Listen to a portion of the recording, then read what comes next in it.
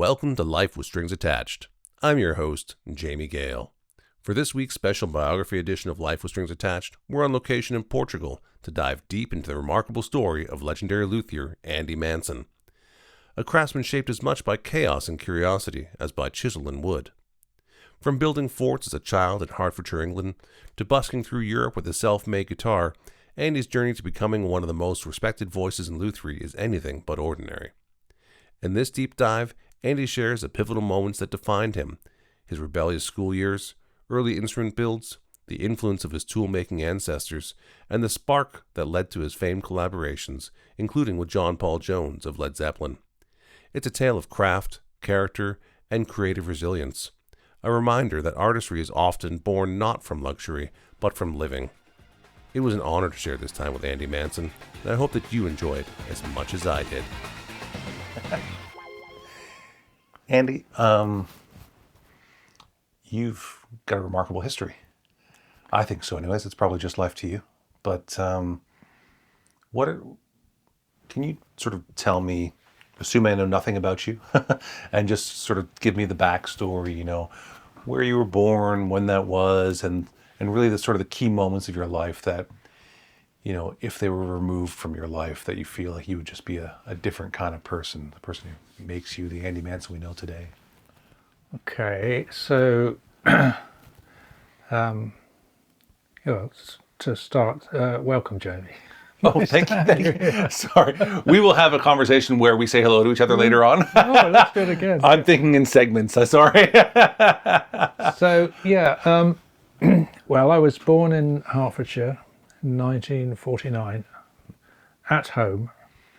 My father delivered me, apparently, which must have been quite a feat for him, since he was very squeamish about blood. And apparently when the doctor or midwife or whoever finally arrived, too late for the event, he literally opened the door and passed out. Anyway, so that was in Hertfordshire, just north of London. I suppose it is a suburb of London nowadays, really. The Hertfordshire that Jane Austen writes about, her story in Pride and Prejudice. Her homestead is based in that area, I believe. Hertfordshire. I think. Is she? Or was it Herefordshire? No, I think it's Hertfordshire. Hertfordshire. Oh, could be, my parents my father was a railway civil engineer. My mother was trained as a nurse. But after the war, she didn't go back to work as a nurse. It was that period, I think, where it was like the man went out to work and the woman would be a housewife. Mm-hmm. And she was amazing at that, to be honest. Mm-hmm. She was a very skilled, talented person who could make clothes. I made a lot of our clothes when we were children.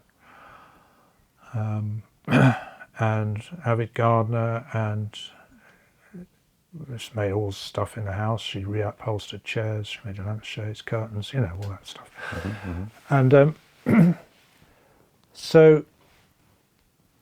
And I grew up very much either outside, playing outside.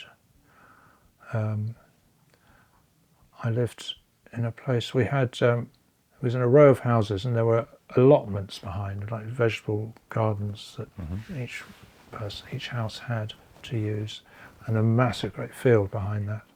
And there was a little girl along the road about 5 houses down that we used to play together a lot and make camps and so on. And but if it was raining and we were inside, I used Meccano. I played with Meccano a lot. I don't know if you know Meccano. It was an amazing structural. There's a box of it in your house, right? Toy. Yeah, there's a tiny little, but that hasn't got any Meccano in, actually. It's an old Meccano box, but it was lots of bits of metal with holes in and nuts and bolts and wheels, and you could make anything with it. I loved that. My father had a shed with with a workbench and a load of tools, woodworking tools largely, which he inherited from his great uncle, who was also a civil engineer, railway engineer, but he was a person who inherited a lot of money when he was quite young and decided he was going to retire and please himself, and he did amazing cabinet making work. I've got some of his furniture actually. I have his bench downstairs, his workbench, and some of his hand tools. I have a set of his drawing tools, which are beautiful. I've got them right here actually. I have to show you this. These, I don't really use these. There's one of them I sometimes use, somewhat. So there's a shop in the Strand in London called Elliott's. Yes. And you went there if you wanted drawing tools. Oh, wow. And you would tell them what you wanted, this, that, and the other compass, and a big one, a small. This is a beautiful piece of Machinery. equipment. I mean, you see the joints in that. That's just astounding.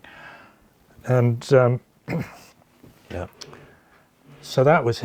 He went to university in 1860. I know that.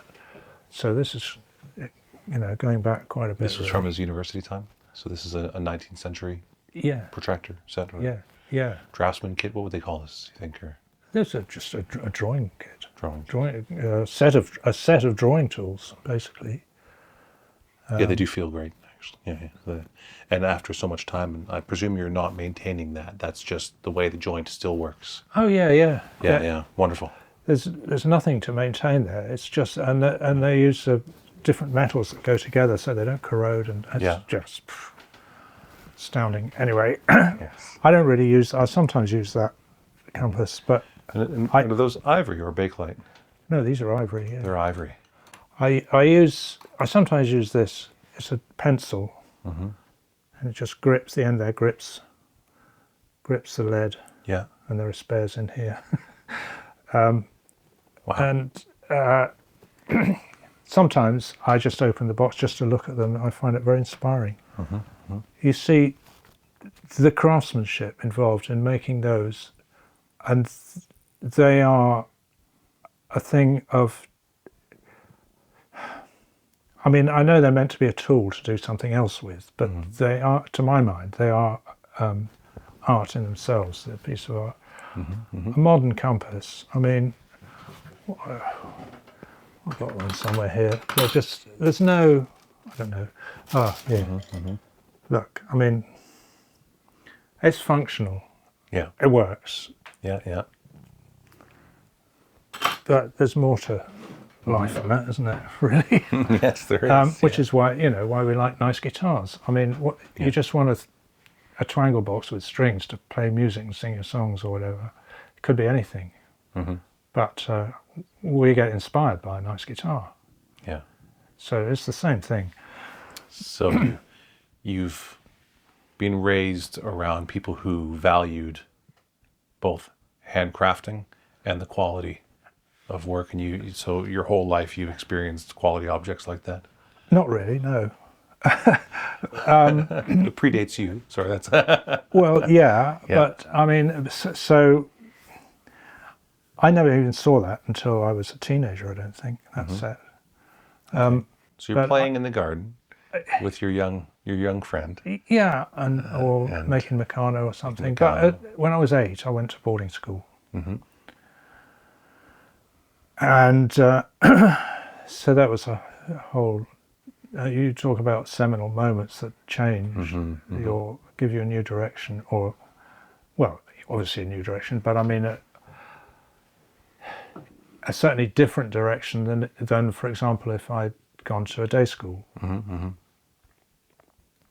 My father's work in the railway meant that he could be posted to different places from time to time in England, and my parents had this idea that moving a child around to different schools was not a great idea. Also, my father had been to boarding school. Mm-hmm. So I guess, I don't know, for them it seemed the right thing. Mm-hmm. So, yeah. At school, I was, I did okay in the prep school, which is the first 8 years, up until I was 8 to 13.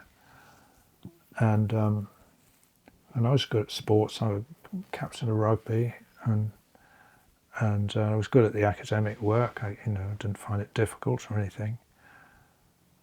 But my last year of the school, I was made the head boy of the school, and I really didn't like that at all. I felt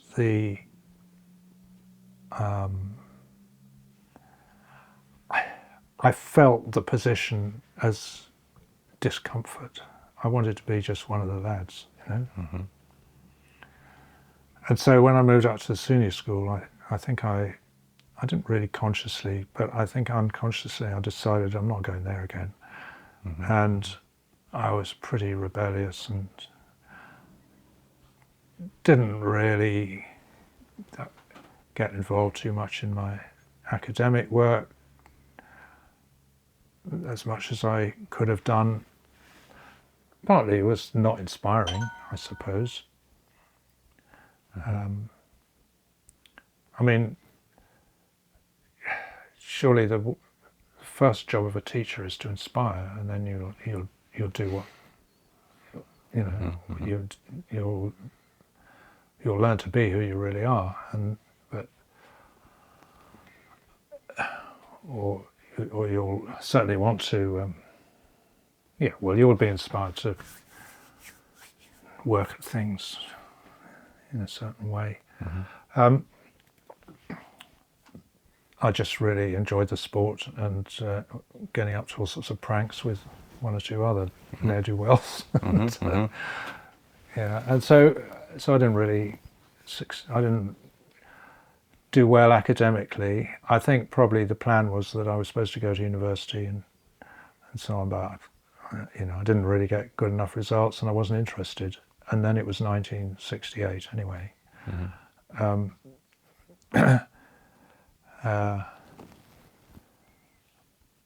But just prior to that, because I'd been having piano lessons from the age of 6 until I was 15. Okay. And even playing there was a massive church organ at school, big 3 keyboard thing with bass pedals, and Yeah. and I was playing that for a year. But I didn't really enjoy any of that.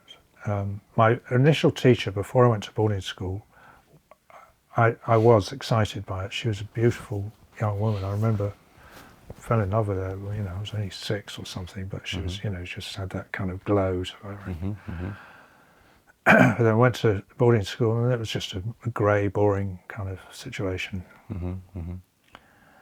And it just became a mechanical drudge, and just learning to play this machine from the dots on the page, and not even any music theory, certainly no improvisation or anything. It just wasn't part of the conversation really, and it was just something I had to do. And so by the time I got to 15, I said to my parents, "Don't bother, no need for you to pay for lessons. I don't want to do this anymore." Mm-hmm.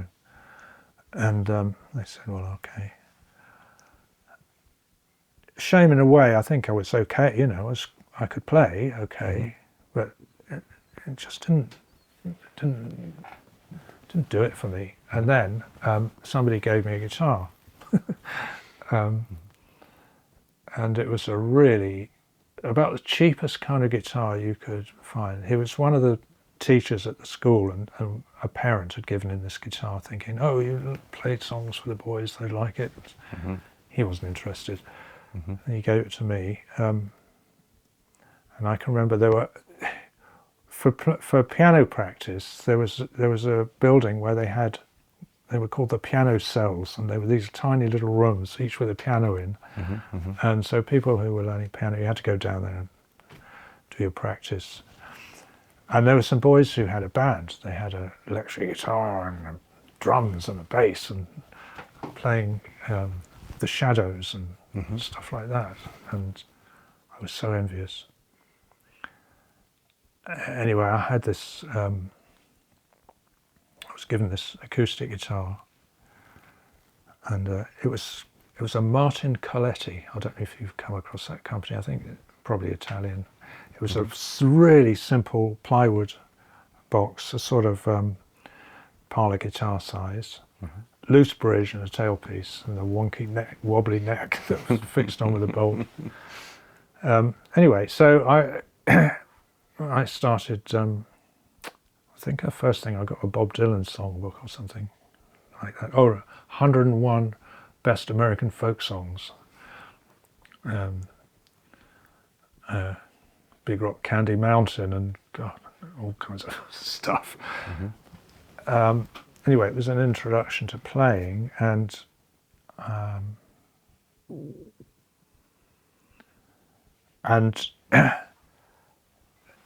meantime, there was a boy at school.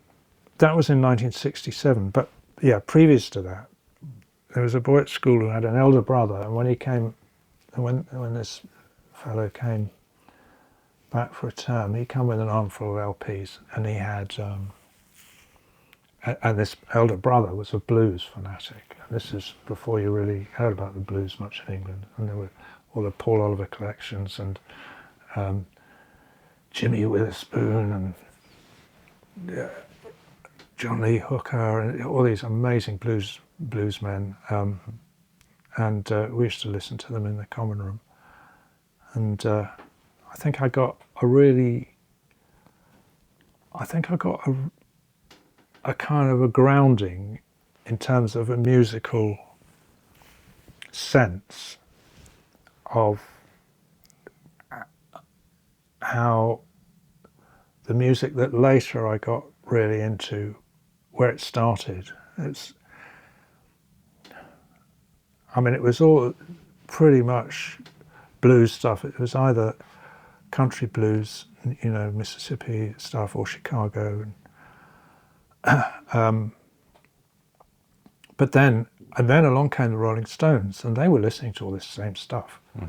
And their early music was very much, well, we used to call rhythm and blues, and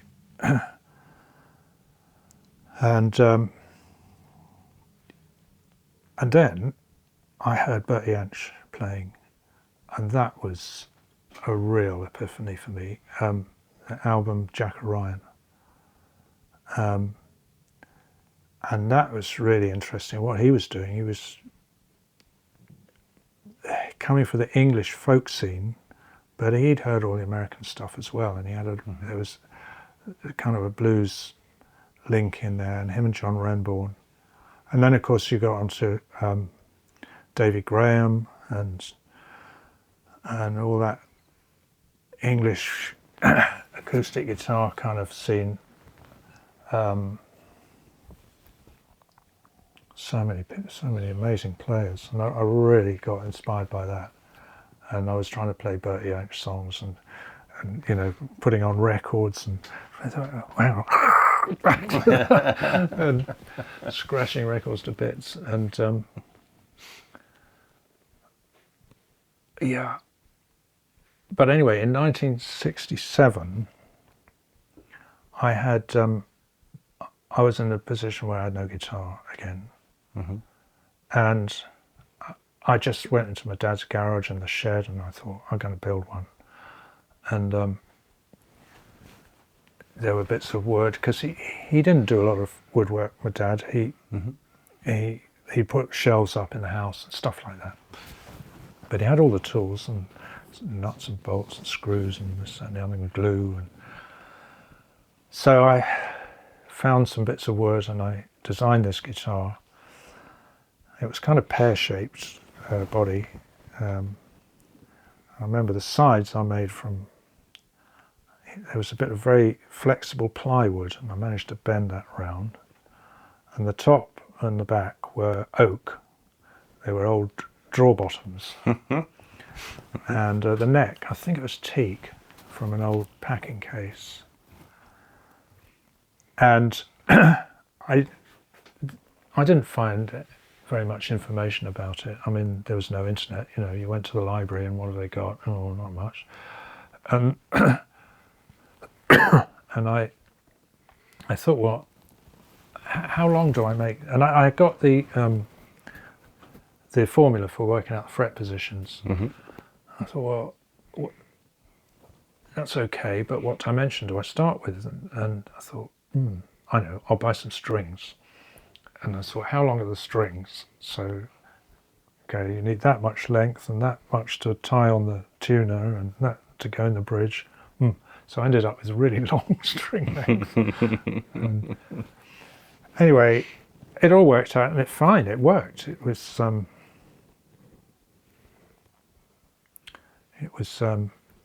totally playable. Had a very wide neck, like about the width of a classical guitar almost, more like maybe a 12-string guitar width. And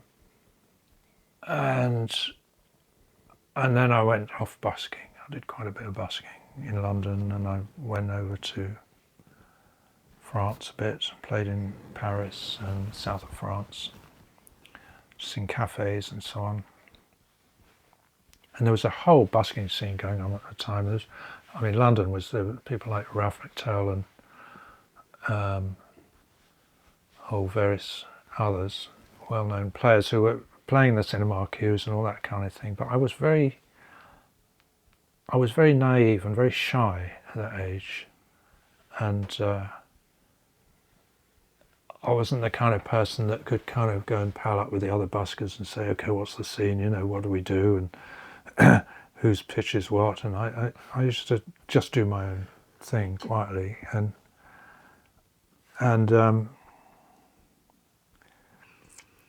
but then I ended up in Wales at one point, up a mountain, just earning a bit of money from a guy who was a forester, and he'd cleared a patch of forest. Somebody wanted it for a field, and he said, "Oh, do you want a job it'll take you a week or so? Just go and clear up have a big bonfire, clear up all the branches and stuff." Mm-hmm. So I said, "Yeah, okay." And I went up this mountain. It was miles up the mountain. I had a lorry tarpaulin, which I rigged up in the trees next to it for a tent. And I went up armed with, I think, coffee. I don't know how I got water. I can't remember how I did for water. Anyway, I must have taken a big tub of water or something. And I bought a case of baked beans and I think 4 or 5 bottles of cough mixture. We used to drink cough mixture for the opium. And because you could just buy it across the counter and stuff. And I was up there, absolutely out of my box, building this huge fire. And a guy I knew in the village, a Welsh guy, who came up one day and said, "Oh, let's have a coffee." We sat down and he said to me, "What are you going to do with the rest of your life?" And I said, "Well, that's a very good question, actually." And he was studying. He was studying architecture in the university. He said, "You want to be a student. That's what you want to do." He said, "It's a great life. Doesn't matter what you study." He said, "I'm having a really good time at university." And so I thought about it. And then the girl I knew there, her mother said, she said, "I read in the Sunday paper there's a college in London where they have a course on making musical instruments." So she said, "Why don't you do that? You've made your lovely guitar." I mean, it was really crude, this thing, but and I thought, well, that's a good idea. So I wrote to them. This was in the summer, and I wrote to them straight away, and I got a letter back immediately saying, "Oh, come and see us with your guitar." I'd explain what, then I'd had. So I went up there, and it was the London College of Furniture. And it turned out they had a section of it which was run by Morley Pianos, who was a big London piano making company, that was sponsored there at the college for training piano tuners and technicians. Mm-hmm. And they said, well, we don't teach guitar making, but he said, this guy, he was a lovely man, Mr. Gilby, he was an ex-piano tradesman, had worked in piano factories all his life.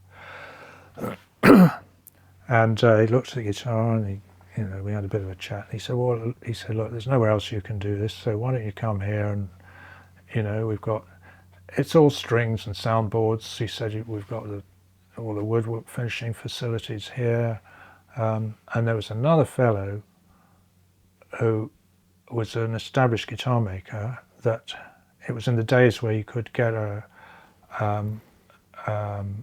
grant, a college grant. Mm-hmm. He decided to do a sabbatical year and study early instruments, lutes and so on. And he said, he's here, we're helping him out, and he probably got something in common, and why don't you come? So I started in there within a month. Mm-hmm. And yeah, so that this other fellow, Stephen Delft, his name was, there's a story to this which I'll get to later. We got on pretty well immediately, and he basically helped me through building a kind of classic American steel string dreadnought guitar. The Martini sort of thing, yeah. And so I did that, and by this time I was sharing a bedsit with a friend in Notting Hill, and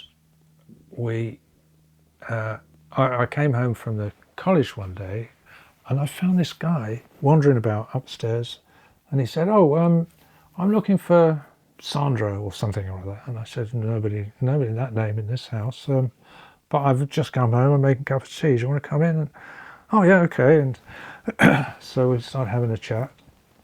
I told him what I was doing. He said, and he's a guitar player, he was a busker, one of the buskers. Mm-hmm. He said, that's really interesting. He said, I'll buy it. So this was, I was only halfway through building it, he hadn't even seen it. Yeah. I sold it to him for £60, which seemed like a pretty good idea at the time. Yeah. And so that was the start of it really. And then when I left, it was a 2-year course. Mm-hmm. That they enrolled you in. So the second year, another friend of mine decided to come and work at the college, and they took him in as well. And actually a couple of years later, they opened up the whole thing, and they got teachers in, and they were building guitars, mm-hmm. Mm-hmm. all kinds of things. Anyway, this friend came and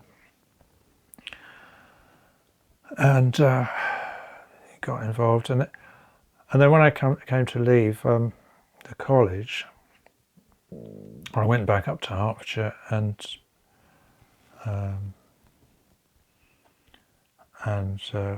then with another friend who's a sculptor, he was interested in lutes, because I was making some lutes as well. Mm-hmm.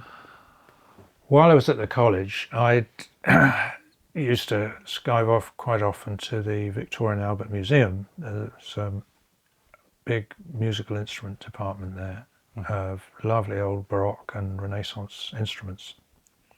And I got really interested in that, and made a few lutes. I even joined the Lute Society. It didn't really work out for me. I wasn't into the music, certainly not into the people. It was all very precious, and everything had to be, as it should be. And I was like, I was a hippie strummer, and so yeah. So I went back. So I carried on making guitars. Anyway, Jim, my friend, he made some lutes, Um, and yeah, time went on, and both Jim and I went up to Norfolk for a bit. We set up a workshop up there in his uncle's house, and then we came back down to Hertfordshire. And What year is this, Andy? This is around about 1970 or something, Okay. early 71 or. Mm-hmm. Mm-hmm. And I just carried on making stuff, and I had never had any sense, oh, I better start a business or something. It was very much done, I guess you'd call it hobby basis at the time. I mean, I had no commitments, I had no most of the time I wasn't even paying rent. I was, sleeping in somebody else's place or something. And but as time goes, you go on, and somebody build an instrument, and somebody wants it, and then somebody wants another one, or you decide to build another one, and you need a bit of wood, or you need a couple more tools, and so you need to start trading, basically. It just forces itself on you, really. And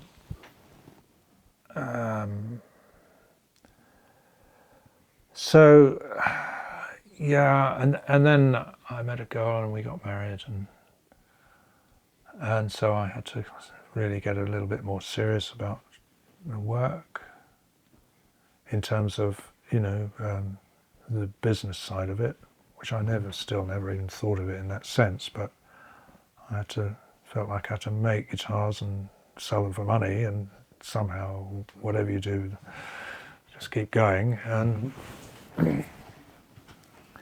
that worked for a bit, and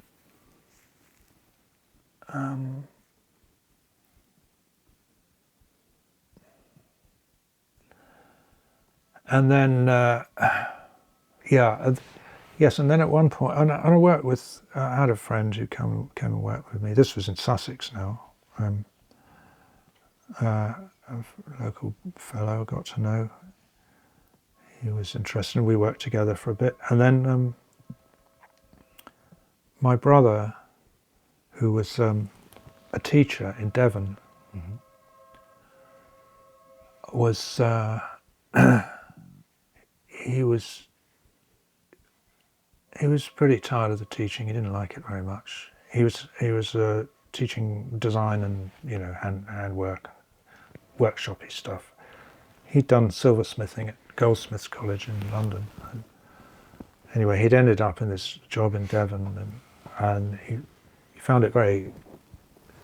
He said the kids were far too well behaved. They were just not, there was no spark in them.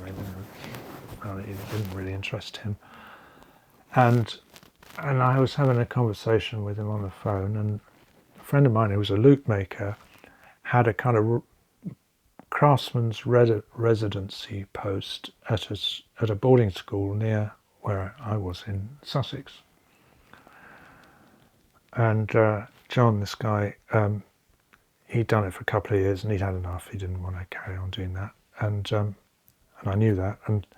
And I said to Hugh, "Oh, John's moving. He's given up that post at the Sevenoaks School. Why don't you apply to them as a silversmith?" And he said, "Oh, that's a good idea. I'll tell you what. He said, I'll have to work out a term's notice at this job, but I'll come up on a weekend and check it out, see what's going on." And so, and this all happened within the same conversation. I said, "Well, yeah, that's great. Come. Well, tell me when you want to come." I said, "Anyway, if it doesn't work out, you can always come and work with me if you like." He said, "Oh, I'll do that anyway. Forget the other thing." So I thought, oh, right. So how are we going to do this? And I was working in my workshop was like a garage, size of one car garage.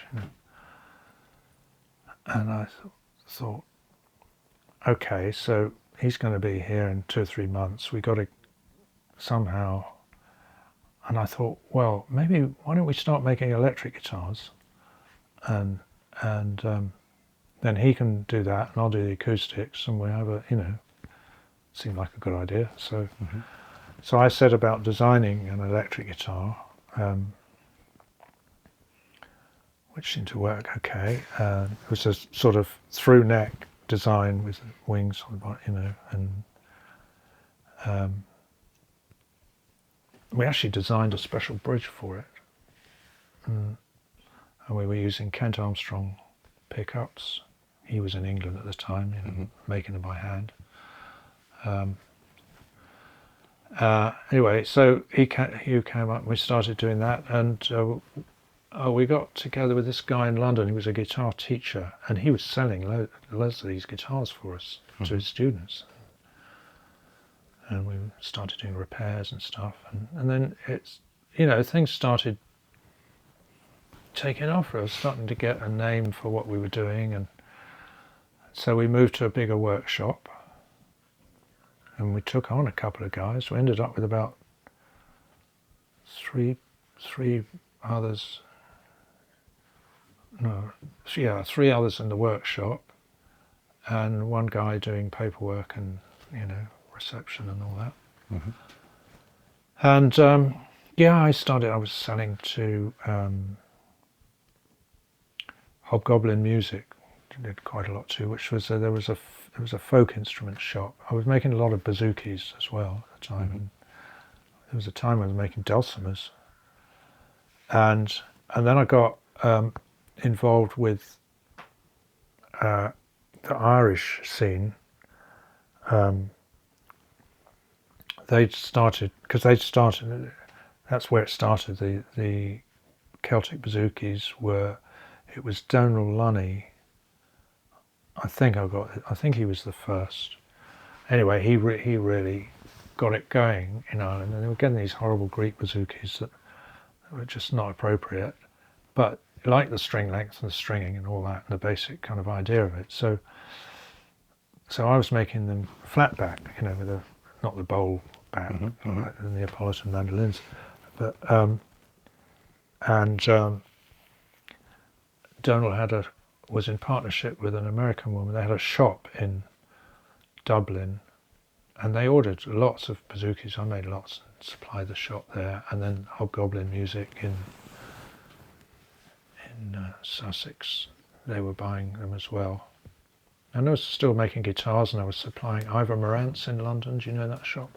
I don't. But That was Ivor Morant's he was a musician. He was a kind of cabaret kind of jazz player, and he had a guitar shop in London, and it was the place. It was kind of the place to go for acoustic guitars, and they took on my guitars,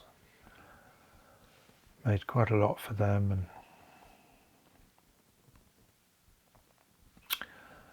and then simultaneously, both my brothers and my own marriage all fell apart, and he went off on a weekend to visit some of his old friends in Devon, came back and said, "We can go to Devon anytime you like. There's a workshop we can use immediately. Why don't we do it?" So I said, "Yeah, why not? I have nothing else to do." And I was having a terrible time in the town. It was, I don't know if you've ever been through a divorce situation, but it can get very uncomfortable locally. And anyway, so I said, "Yeah, I'll go immediately." And I just went immediately that week and started setting up the workshop. He had to sell his house, so he got all that organised, and then eventually we moved down, got going in Devon, the pair of us, and we were in business together actually. In fact, at one point we were a limited company even. I think that was because we had got a partner, somebody put some money into it, and we had to do that. Anyway, So in Devon, and we were there for a bit in Devon sharing the workshop, and I started having a yen to work on my own. I felt like we had different ambitions with what we were doing and going different directions, and I didn't feel like it suited me too well. And when is this, Andy? this would be about 1980, early 80s. Yeah. Sorry, I'm terrible with dates. No, I just don't that's know all right. So how long was the period that you and Hugh were working together? So, that time we're probably 6 or 7 years probably in Sussex, and then we moved down to Devon. We worked together probably for, I don't know, 2, 3, maybe 4, about 3 years, I imagine. And then I just wanted to go on my own, and so, and he then, and I had actually suggested it to him a bit before. I said, because I saw, I'd got to know him a bit, but we didn't really grow up together because we were at boarding schools, and I was getting to know him a bit better, and I thought, he's a good businessman. He needs to run a shop. So I said, why don't you run a shop? I think you'd do very well. And anyway, he did. Eventually, he set up a guitar shop, Manson's guitar shop, which was very successful, actually. I mean, he cleaned up the west of England.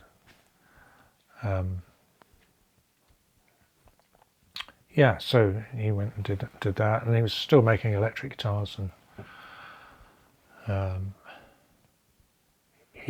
Muse, Matt Bellamy's, makes those guitars. Those are Hugh's design.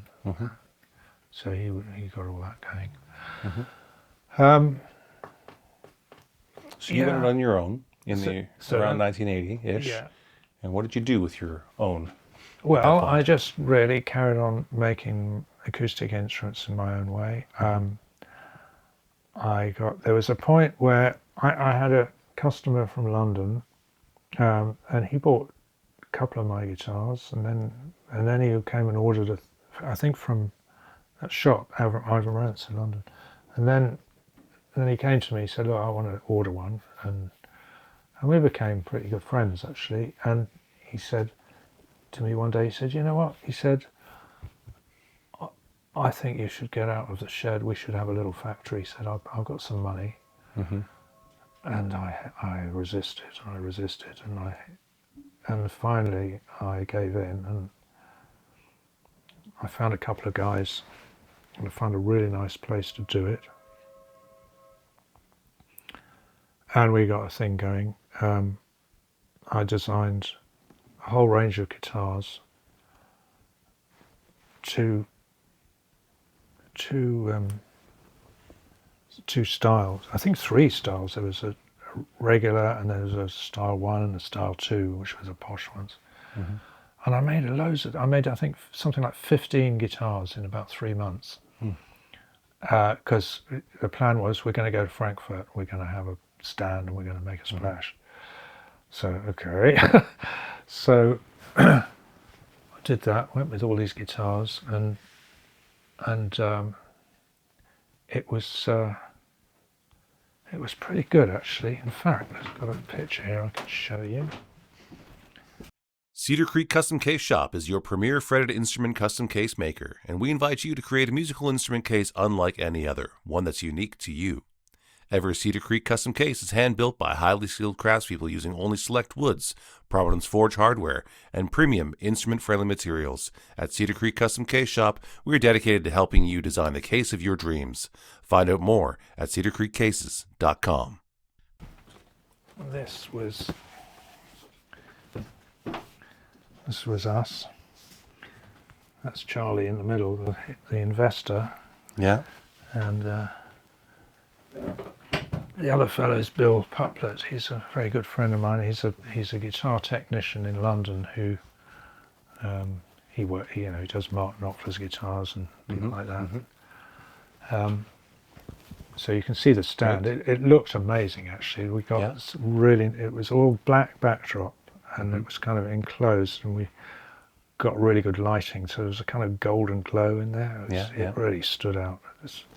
Great. And we got approached by a German distributor guy who took it all on, and we were selling a lot of guitars through that. And then again, I did it again. I got 3 years on or so. I was like, I can't handle this. It's driving me nuts. I can't deal with the responsibility of all this. I've got these guys I have to pay before I pay myself, and I'm spending a lot of time, more of my time, kind of being a manager and adjusting things that weren't quite right, maybe, and things like that. And I think I nearly had a breakdown, and I just had to leave them to it. And the guys, Simon and Andy, who were working for me, they're a great couple. They were really good, a really good team. I mean, one of them's very much an engineer, the other one's more an artist, and they were perfect for it. I had to leave them to it, and I sold them what was, I sold my way out. No, I bought my way out? No. Yes. They bought Yes. the residue of what was left. For only really face value, and they've stayed. They're Brook guitars. You might have heard of them. They don't do any export, or they don't go to foreign shows or anything. Right. They're very much in England. Kept tuned guitars. But they're making really nice stuff, actually. Anyway,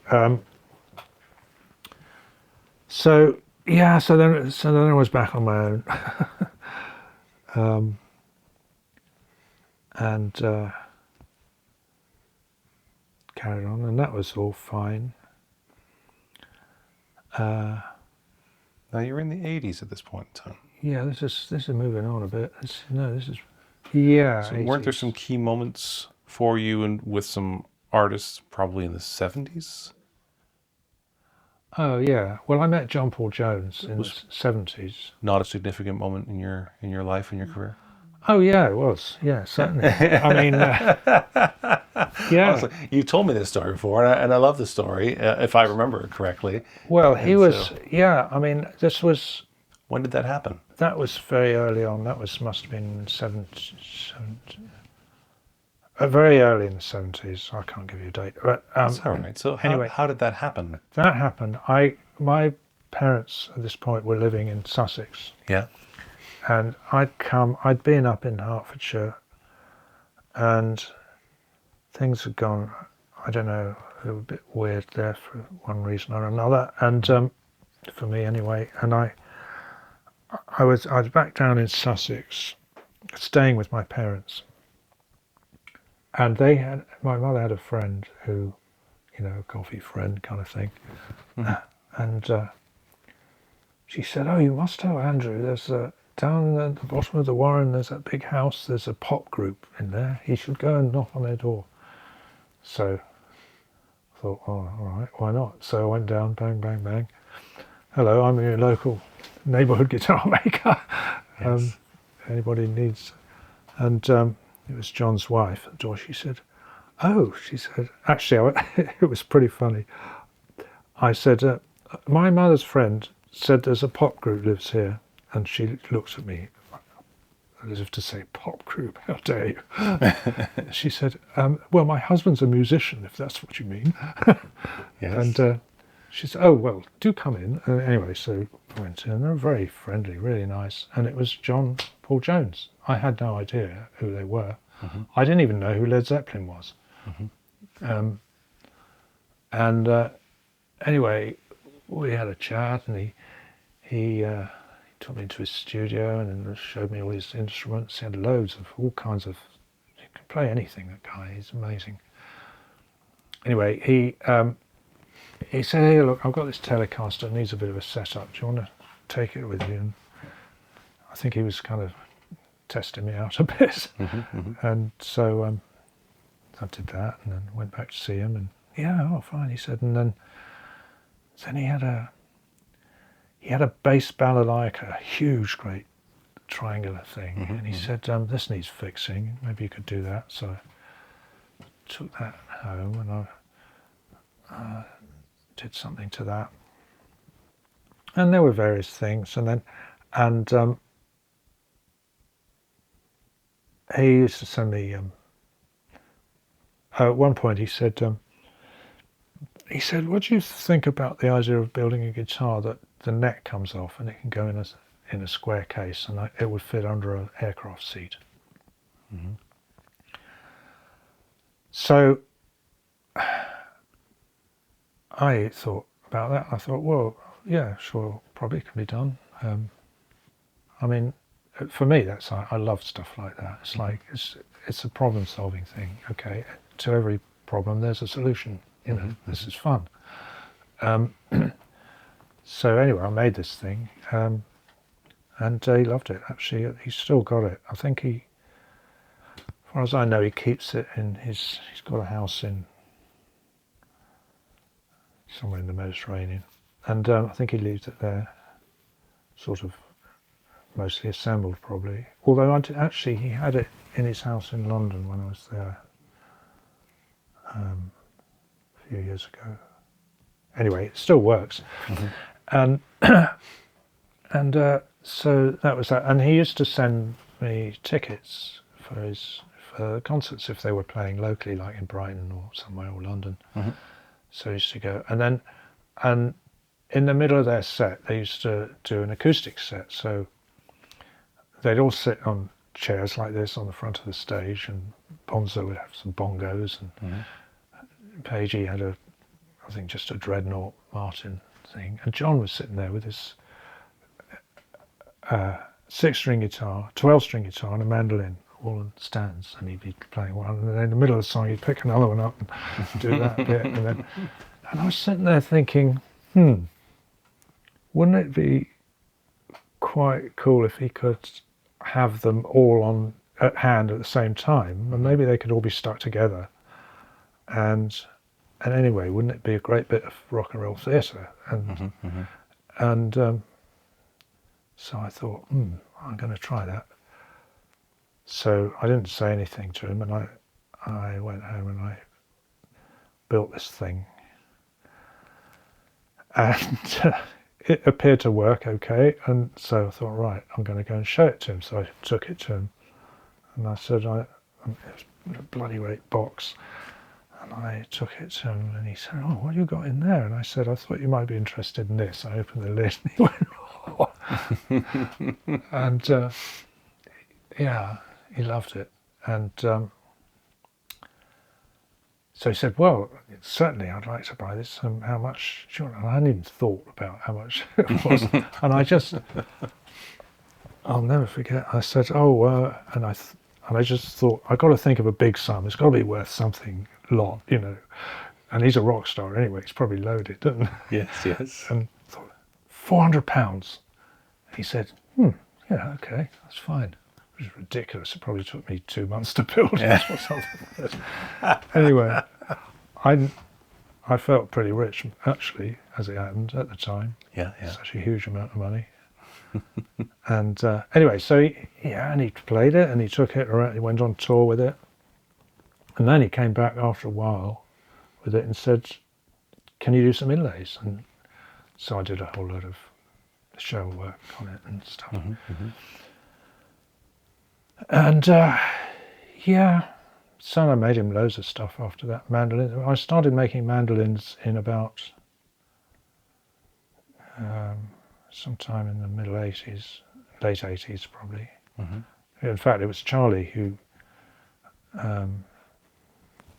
we kept in touch. We've always been good friends since all of that. And he's a bluegrass fanatic. He's got a little band, and he sent me a book, Roger Siminoff, Make a Mandolin, a bluegrass mandolin book, a note inside, "About time you started making these." So I thought, okay. So I built one. Yeah, I make a lot of those now. Anyway, John's got about 5 or 6, I think. Mm-hmm. Seemed like he wanted one in every room. Yeah. So yeah, and then there was another, I suppose, thinking about moments that made a difference, because obviously something like that makes a massive difference Mm-hmm. to your what should I say, your customer profile. Yeah, your appeal, your Yeah. yeah. Like, You've been validated by a great musician, yeah, right? And that makes a exactly. difference. It's a Yeah. validation. And, Mm-hmm. yeah. And another one was when this was before then. Must have been before. Was it before then? I don't know. Yes, it must have been before then. Before then, I'd been making some rather odd guitars, and I'd kind of got to the point where that sort of young man kind of attitude. Right, I know this. I know it all now, and I'm going to do better. I'm going to design my own stuff. Mm-hmm. And it weren't great, really. And and I realised this, and I thought, right, I'll back to basics. I'm going to build a dreadnought. And so I started that, and I had it on the bench, kind of half made. And I got a phone call from Stephen, the guy who'd helped me in the College of Furniture. Mm-hmm. And he said, look, I'm, because he did a lot of review stuff, mostly electronic things, for a magazine called Folk News, I think it was called. Remember, this was days of magazines, no internet. Yes. And he said, look, we've got Mike Oldfield doing a column, doing a spot for us. We're going to give him 10 guitars to review, and he's going to review them all. And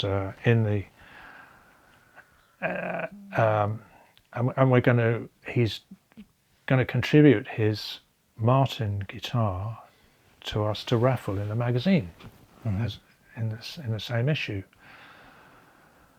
And we've got some of the guitars to give him to review. Have you got anything? So I said, well, not really, but I got a half-made one, Dreadnought.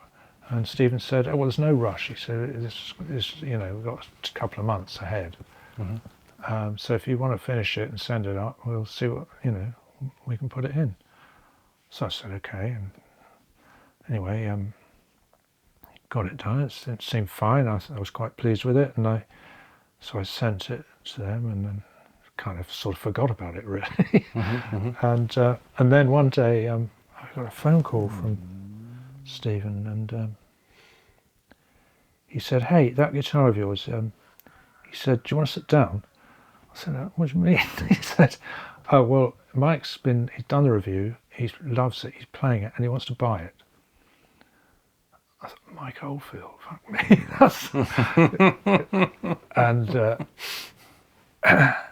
And this was just after Tubular Bells, so he was big news, And anyway, so apparently what happened was the magazine bought the Martin from him and gave him my guitar. Mm. And they paid me for the guitar. Mm-hmm. Mm-hmm. So, yeah, and a fantastic review in the magazine. Front page picture of him playing it. Mike Oldfield, the best guitar I've ever played. I mean, another kind of very nice happenstance bit of publicity.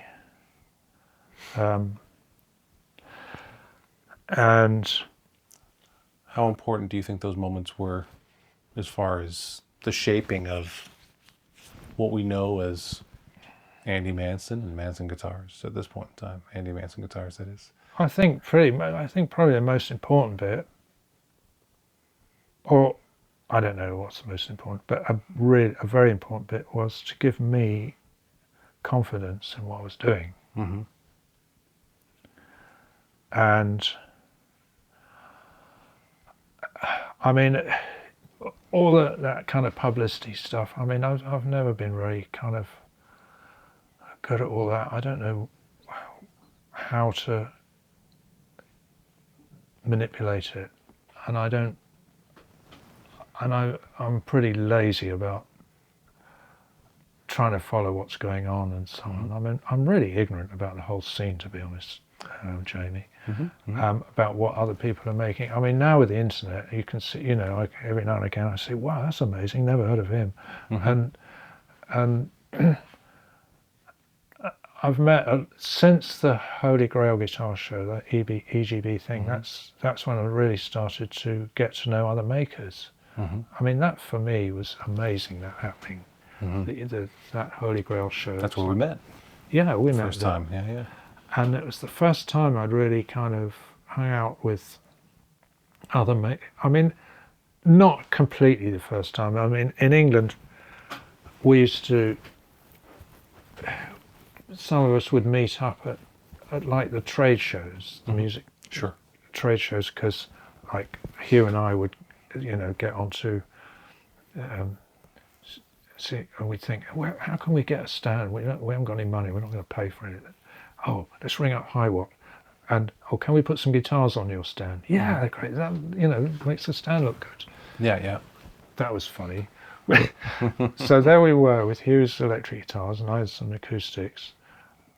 Up rocks Lemmy with, what's his name? Hill. Is it John Hill? Steve Hill, the guitarist from Slade. Okay. Real rocker. Yeah. And this guy goes, oh, is that your new Highwatt stack? I really got to try that. Can I use one of these guitars? Yeah, okay. Goes up and turns everything up completely to 11, you know. Yeah. And he just hits this guitar, and it was like an airplane had crashed into the room. It was incredible. And it lasted for about, and he started really rocking out. And it lasted about 7 or 8 seconds. And the whole place suddenly went dead. All the electricity was turned off. And then a dead silence. And people going, oh shit, what happened? And then it came on again. And there was an announcement over a speaker. I can't remember what they said, but it was like, this is not going to happen. That was pretty funny. Yeah, how do we get onto that? Well, those shows. So we used to, and other people used to do that. People like Overwater Guitars, and they make basses actually. Various other makers. And you know, we'd meet up at these shows and go to the pub in the evening and just have chats, and we'd lament the idea that none of us knew each other really, and we should have a guild or something, or of course nothing ever happened because who's going to run it? And, right. And so then the EGB appears, and I get invited to the Holy Grail guitar show, and I think, oh yeah, that sounds great, I'm going to go to that. And I met all these lovely people. Yeah. People that, a lot of people I'd really got to admire from a distance, you know, thinking, oh God, they're never going to talk to me. But, I just made some wonderful friends, really. Ian Anderson was another good customer to have, actually. Jethro Tull. Yeah.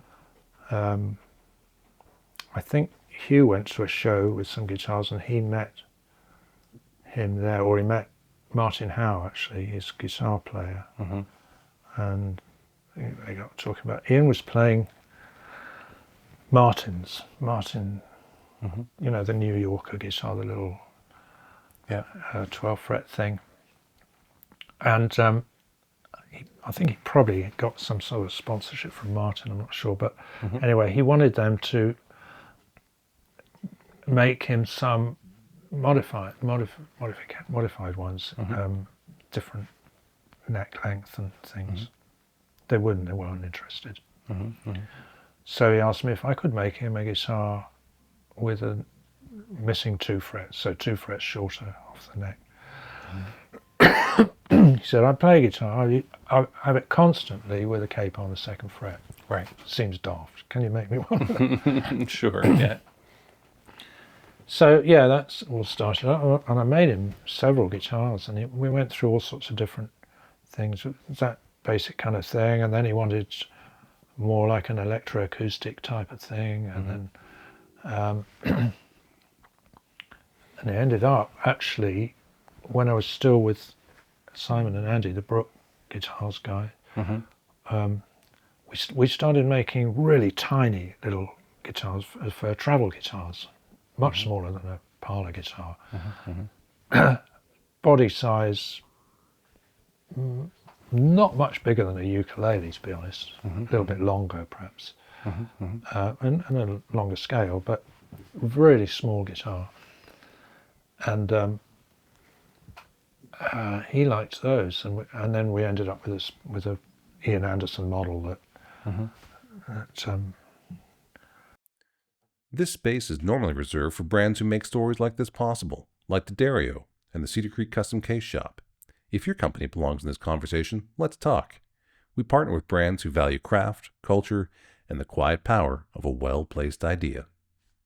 And I'd left Brook Guitars after a bit, and they carried on making those, kind of under license, so to speak. And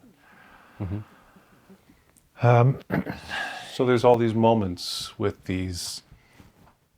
What I find most fascinating is when I prompted you about the artists, then comes back the memories of significant moments. What I find super interesting is that you don't carry them with you.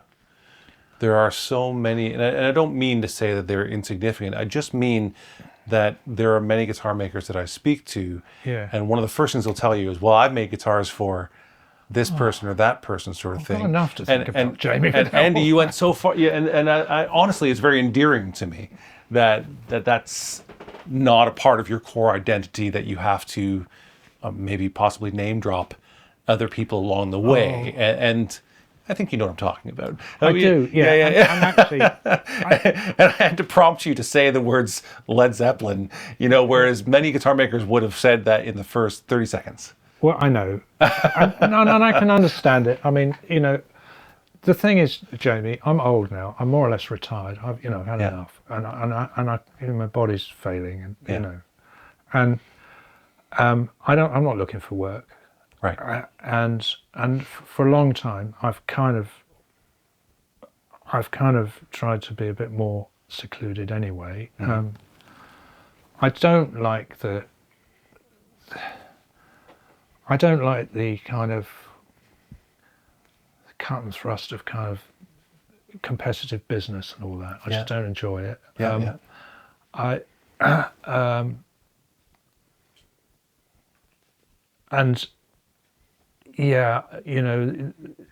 There are people that sort of do all that kind of name dropping and stuff going on, and when I hear it, I kind of it repels me somewhat. I find it embarrassing to listen to, and I don't mean that to be judgmental. It's just me. I kind of react to that. Yep. And I understand that it's so competitive now that, I mean, when I started building guitars, I was meeting these guys. They were. I mean, I was pretty. I was like I said before. I was a very shy person, and I was very naive and a bit overwhelmed by their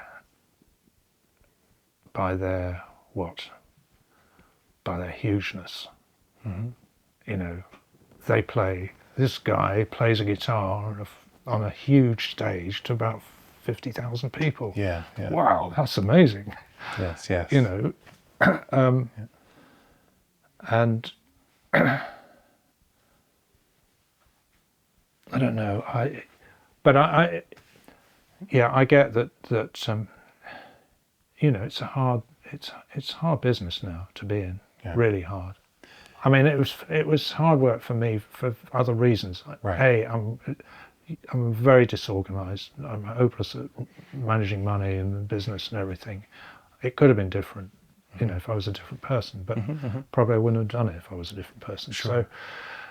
So that's kind of irrelevant in a way. But if somebody's trying to get on in this world now of guitars, you've got to work hard at that, about presenting yourself in the right way in the right places. And it's not.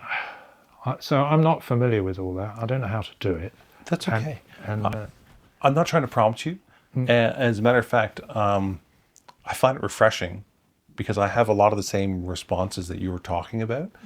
And often people are talking to me about musicians and they want to know. I mean, when people hear that I'm in the guitar industry at all, one of the first questions is basically, oh, who do you know anyone famous? You know, people want to know that somehow. But it's actually never been my own journey as a musician. In fact, it's always awkward for me when someone would ask me to play someone else's songs, because actually I always just made up music on the guitar. I didn't play other people's songs. I've performed lots of other people's songs when I've had to, but I almost immediately forget them because I'm not trying to reenact someone else. And so I'm not a fanboy. I never have been the fanboy in that way. No. And so, but it was very interesting to me that we got all the way into the 80s. We're getting up close to the 90s. I'm like, he's told me stories before, and I'm pretty sure I didn't imagine it. And I thought that he would mention them as, you know, significant moments in his history. And I think that what I'm seeing from you now, if I can explain it, is that I think that you don't want to make those people feel like they're insignificant by not recognizing it in this moment. But for you, you don't brag about it, you don't talk about it, and that's very fair, Andy. Those guys, I mean, John I have a massive respect for him as a musician. He's a very nice guy as well. But you know, he's like, to me, he's like the model musician. He can pick up any stringed instrument and just play it. I've never seen it before, kind of thing. And he's an amazing keyboard player, and just and composer and arranger and all that stuff. He's just, you know, he's a shining light as far as I'm concerned. Ian is a similar kind of guy as well. He's very, I mean, that whole Jethro Tull thing, to be honest, it's not my favourite kind of music. I really appreciate its quality. It doesn't really turn me on that much. Mike Oldfield, again, I think, God, what a genius, that guy. I mean, that Tubular Bells, for somebody at that time to do that whole album, he played every instrument on it, did all the recording and everything, the whole thing, himself, one man. Amazing, and it's beautiful.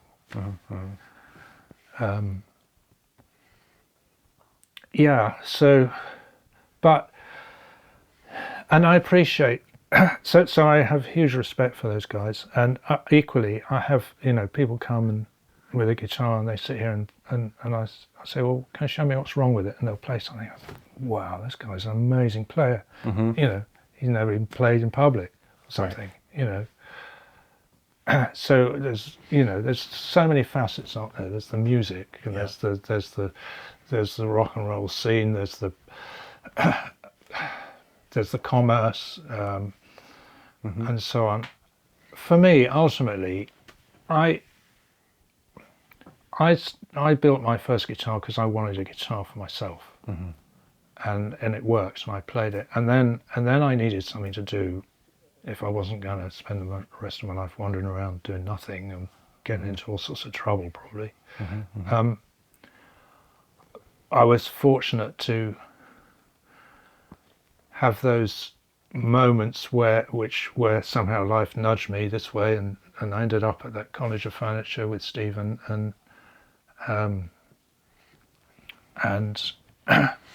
then just really became kind of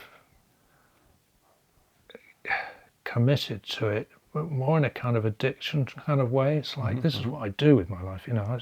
I don't do anything else. I don't like doing anything else. I don't want to do anything else. I just want to do this. Yeah. Because I always wanted to build another guitar. I can't play any other guitar. I don't like other people's guitars. I just can't play them. So I have to build my own guitar. And whenever I build a guitar, I build it for myself, basically. Or I build it to the customer's requirements, but it's like, right, if this was mine, how's it going to be? Yeah. And I've got 3 of Seth's guitars, I have to say. Yes, yes. And I've got a Telecaster I play, which I love, Yeah. but that's another matter. Yeah. So what defines, so have you tried to communicate what that is? So why can you play your guitar, but you can't, well, you say you can't play someone else's, but your guitar sits with you in a way that other guitars don't. What do you think it is about your guitars that are? Well, they fit. I make them so that in the way that I like to play them.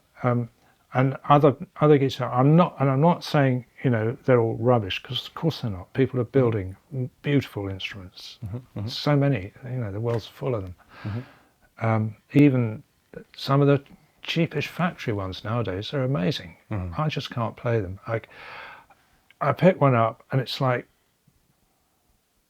ugh, it's all shiny. I don't like it. Sorry. Or it just doesn't feel. It's too heavy or something. I don't know. The neck just feels a bit weird. I mean, if I was any good of a player, I would be able to play anything. And I've seen this. I've seen amazing players like, I don't know, Jeff Beck or something. Give him a bloody tennis racket, he'll play a symphony on it. Right.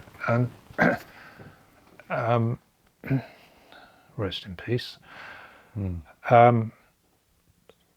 But yeah, it's just a weird thing, I don't. So for me, a large part of the building is it's satisfying my own kind of expression of what I personally want a guitar to be. And I know, because people buy them and some people come back for more, I know that there's a certain kind of player that really likes them for the same reasons that I like them.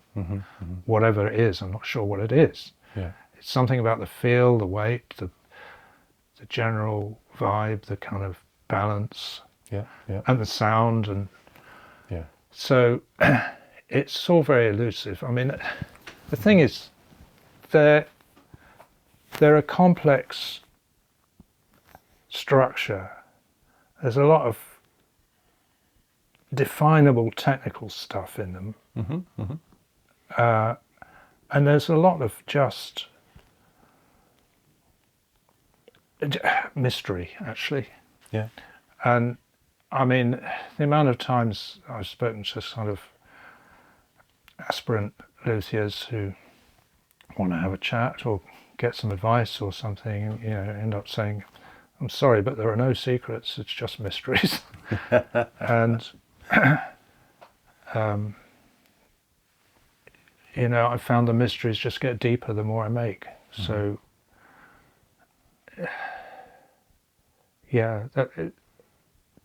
that's partly why, I don't know, I find them so, there's just a magical thing, a guitar.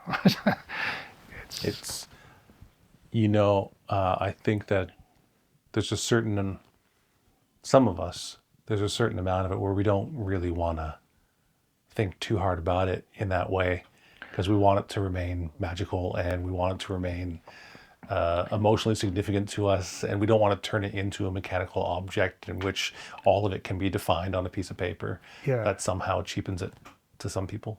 Yeah, I don't think it cheapens it. I think it's I don't know. I mean, just a couple of days ago I was looking at something, I just came across something on the internet. There's some guy in America, he has another one of those who has a bit of a luthier school. I can't remember his name now. But he was, and he had a student with him, and they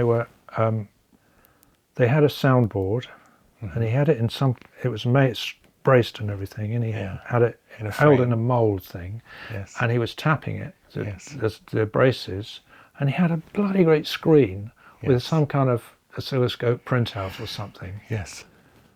And I was thinking, yeah, well, that's very cool and probably very informative on one level, but actually, what is it informing you? And what do you know about the limitations of the tools that you're using to make these measurements? And I mean, obviously, I'm not knocking it. Obviously, he's got something going there that works for him, and he feels, and maybe he believes, and maybe it's true that he can make better guitars that way. Yeah. And that's fine. That's great. It's just, I just can't go anywhere near that. Right. So I can tell you exactly what that is. I spent the last week in Mexico with that guy. What's his name? Brian Gallup. It's Yes, the Gallup School of that's Luthery. it. I Yeah. know exactly what you're talking about. Yeah. I was literally just in Cozumel, Mexico with him and Joe Glazer for the last week. And we were talking about, of course, these things. I interviewed him on Sunday, 2 days ago, in Cozumel. Yeah. And for Brian, that all was, honestly, it was a matter of, why does some of his guitars sound better than others? And it bothered him that he couldn't make a guitar that was just great every time. And so he went down the rabbit hole of trying to figure it out. And that led him down a very technical route of trying to measure it and understand it, so that for him, just like you said, he's building a guitar for himself. Even though he has customers, he just wants to build that guitar the best he can to achieve what he's doing. And the path to getting there is different for each guitar maker. Sure. The path for Brian was, knowing it is in being able to prove it. And I can prove it by doing it in this engineering sort of mechanical kind of way.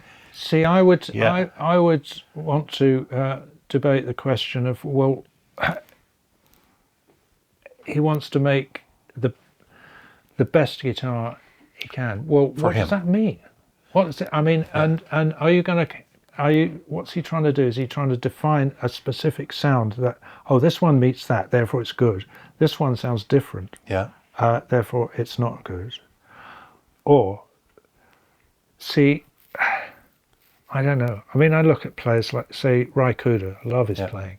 I mean, he plays all sorts of shit, and everything. Every guitar has a voice, and has a use. Yes, is my view. So, I mean, manipulated by Brian the player Gallup. as I mean, well. I admire what he's doing, and I admire the kind of that sort of commitment to. No, I'm going to get it the best possibly I can. Yeah.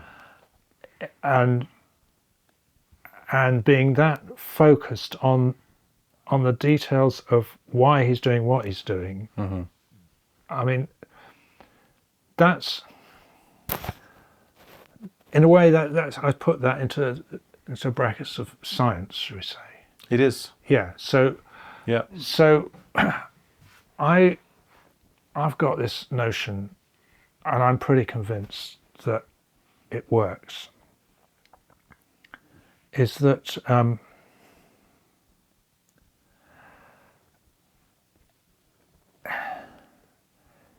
in terms of problem solving, right? Mm-hmm. Everything is revealed. You've only got to look around you.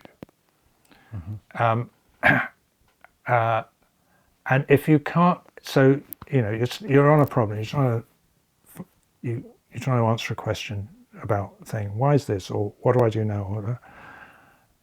And you can't find the answer because you just can't find something that fits the question, like a jigsaw, to complete the situation where you've got a question with an answer. Yeah. And the only reason you can't find the answer is well, not the only reason, but one big reason could be that you're in the wrong environment. Because your environment speaks to you. Mm-hmm. Mm-hmm. Okay? So everything around you has got a shape, a pattern, a structure, and a kind of... So, and sometimes, if we're in a man-made environment, which we are largely in our lives. We might be in a car, in a house, in a building, in a train or a plane or something. We're in these constructs, and we're surrounded by these patterns that are not necessarily fundamentally natural. If you go for a walk in a forest, the kind of the library of viable structures and mechanisms and behaviors and so on, it's all there. And I think and with natural stuff like an environment like that, you don't even need to be going in there and studying it. You just walk through it and you suck it in. You can't shut yourself off. You can't shield yourself from you can't turn off your sensory perceptions. It's impossible. So I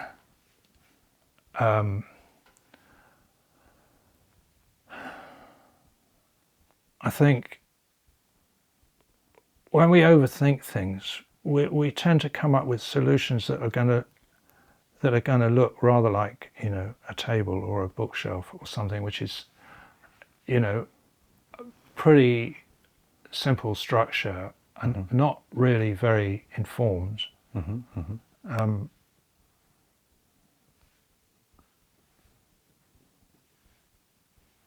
Perhaps by our experience and our understanding of gravity and things like that. But in a forest, look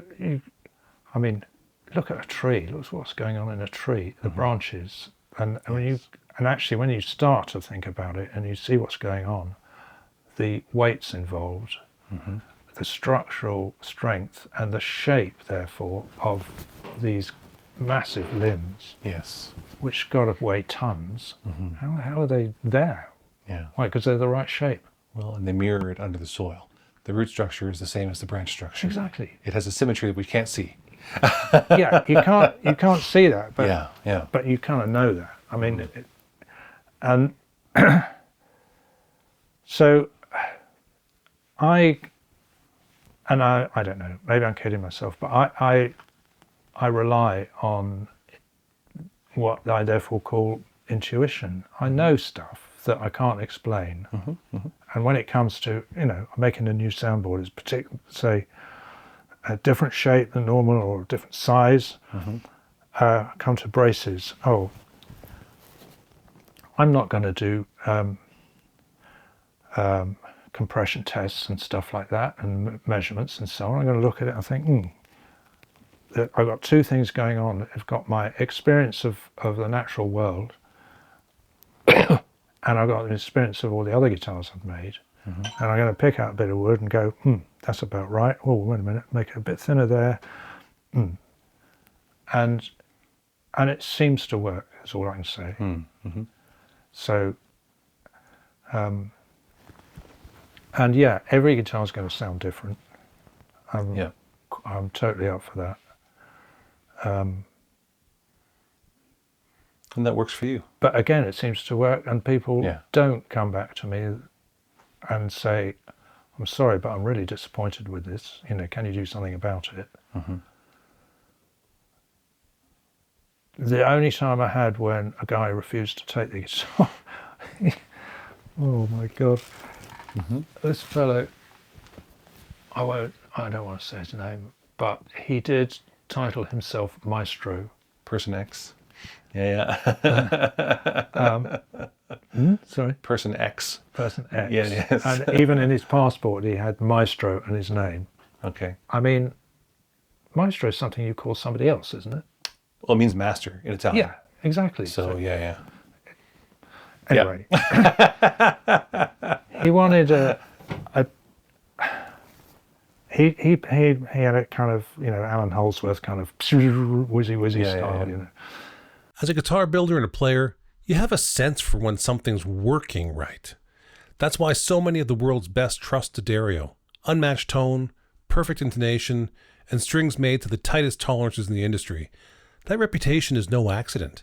It's the result of 400 years of being obsessed with quality and innovation. D'Addario, when you know, you know. Very accomplished, obviously, and rather meaningless, I found. But anyway, he wanted this nylon strung twin neck, scalloped frets, a 12 string and a 6 string, with, I think, friction pegs. And yeah, that was it. He was very particular about the scale length, had to be exactly certain, because he's obviously trained his fingers to do something, you know. And it changed a couple of times during the process. He contacted me and said, I want it to be like this or that. And clearly what happened sometime through all that, there was a confusion. I got the wrong end of the stick, and he came along, he picked it up, and he just spent about 10 seconds doing that. No, I don't want it. And walked out. Wow. So, And just left all his money behind? No. I didn't care. I mean, I sold it pretty quickly anyway, Yeah. for quite a decent price, and it's fine. I didn't even like the guy. I thought, well, quite glad you didn't have it. So, yeah. So, you know, But, when I met you, it was 2016, Holy Grail Guitar Show. yeah. I know that because the first NAMM Show Boutique Guitar Showcase was in 2017. Okay. And it was very shortly thereafter. It was, I don't know who introduced us, but we walked around the show a little bit together. We even played a couple of guitars that someone asked us to play. I remember that. And I thought, oh, it's a lovely guy. I don't know Andy Manson. Didn't know what your guitars looked like because you weren't there with guitars. I don't think you were. I think so. Were you showing guitars? Because you were walking around the show. Probably. Well, You shouldn't have been away from your table. You and I were just walking for a long period of time. We sat on the stage and played guitars. So, but maybe, I don't know. I was there as a guest lecturer. I was giving a talk. But anyways, I thought you were there as a support member and you were volunteering to help out because that's what happened at the EGB. You would show one year and then people would volunteer the next year. No, I'm sure I had something there. Because that was the first one I went to, I know, because I was invited to it, to exhibit, you know, and to be there. Yeah. I've got a photo of us sitting on that stage. On stage. And I know Karen had his stand. It was Karen Singh's guitars. Stand right there. Bigfoot guitars. And he nervously came and talked to us, and he was looking for advice, and he was a bit nervous, and he was, I'm new at this, and I don't know if anybody likes my guitars, and and we were trying to really encourage him. And he's a lovely person. Yeah, his wife was there. Yeah, and really nice. He's the kind of person you want to succeed, right? So you're very happy to try and help. Absolutely. Any way you can. No, really nice guy. Yeah. Yeah. No, So I remember the picture. And the funny thing is, I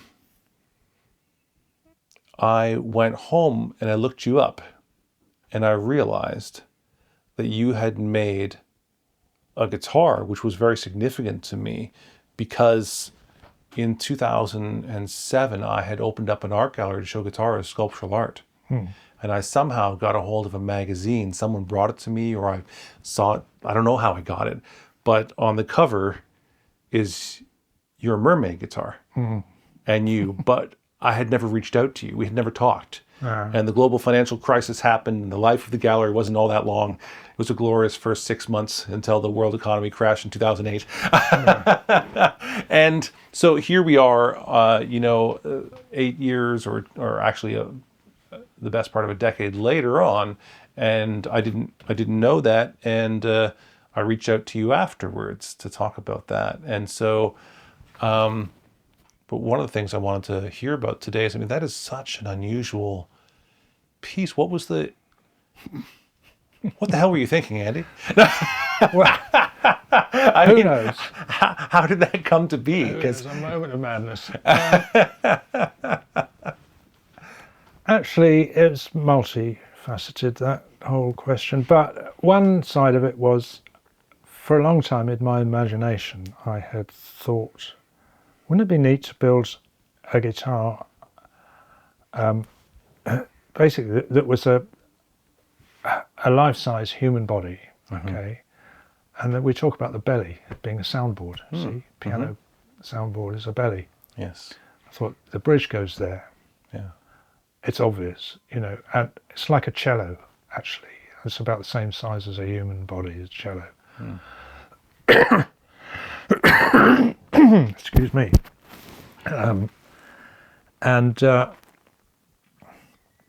I don't know, it was just one of the thing in the back of my mind, one day I'm going to do that kind of thing, and I never really thought anything much of it beyond that. And then another aspect of it happening was that I was fairly conscious of people talking about guitar making, or directly to me, about you're such an artist, and I'm like, me being kind of pedantic, saying no, I'm not. I'm an engineer. I'm making a tool for an artist to make his, to do his work. Oh yeah, but it's so artistic and so on. And then, and I've had a lot of friends who are artists, fine artists, so painters and sculptors and whatever. And I have in the past, I've done a bit of drawing and dabbling, painting and so on, but nothing really serious. But there's a part of me which has been a bit frustrated in that respect. But I would like to have that expression.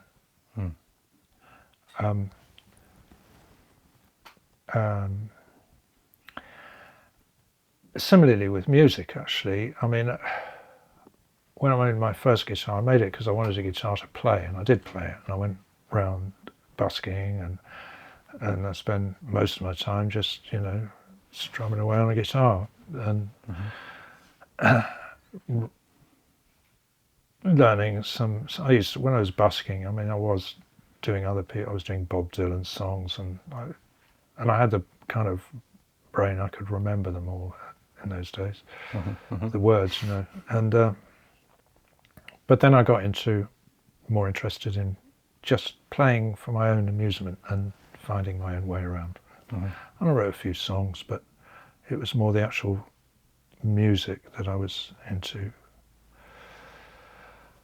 But then with more and more making, I was finding less time to play. So that, again, has been a bit of a frustration over the years. But anyway, for the expression of a visual, doing some kind of visual art thing, and I thought, and I got to thinking for a while about, well, what actually does it mean? What is art? Is this an eternal question? What is it? What is it to be an artist? What happens? What do you do? And I thought, well, maybe I'll have a go at making something that appears to be art, an art piece that's just an art piece in itself, not a functional thing. And I thought, well, and so I got thinking about, well, what would it be? And I thought, well, it's going to be sculpture, I think, and it's going to be, and so what's my medium? I don't want to start learning how to carve stone, and anyway, it's too messy. And wood, guitar making techniques, and that as a medium, just as a medium for making a piece of art. So I thought, well, yeah. So what's it going to be? What's it going to? Is it going to have a meaning? Is it going to have a statement? What am I going to be doing?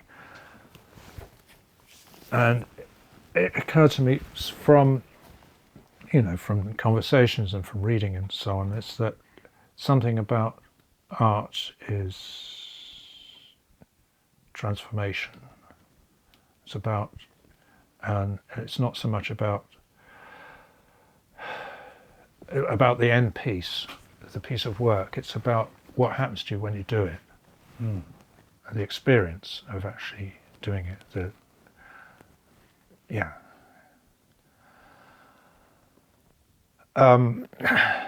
So I thought, okay, sculpture, and then I thought, oh, that thing about the body, the full-bodied guitar, kind of, maybe it would be enough of an expression, of an artistic expression, or a poetic expression, or whatever, some kind of, thing that was saying something. It was saying, well, I don't know what it was saying, but anyway, I started off in that direction. I thought, I'm going to find out, I guess. Just let's start doing it. And so I started with the torso. I had a nice big piece of cedar, the front of the torso I started carving, and then I made the back. So it was carved, and then carved on the inside, like an archtop guitar or something, because that was going to be the soundboard. Yeah. The back I made with separate strips, like a lute back. And I think I made the head next, and I carved that out of a solid piece of lime. And then I got to, and I started right. I've got to sort these legs out, and I started on the thigh kind of bit, and I thought, I suddenly thought, this is not going to work. This is a disaster, because I want it to stand up, and I couldn't think of a convincing enough leg situation that would end up without the thing overbalancing, because the neck had to come out here like that. And somehow or other, I just, of a moment, I just saw a mermaid. Somehow, I don't remember the actual moment when that occurred, but I thought, if it's a mermaid, it's a tail, and I can do the tail. Okay, I've got carte blanche here, I can do anything with that. Yes. So I thought, well, therefore I can make the tail go down and be the counter to the neck. Yeah. And so I started going, and then I suddenly realized, mermaids are transformational creatures. When they come out of the water, their tail turns to legs, and vice versa. And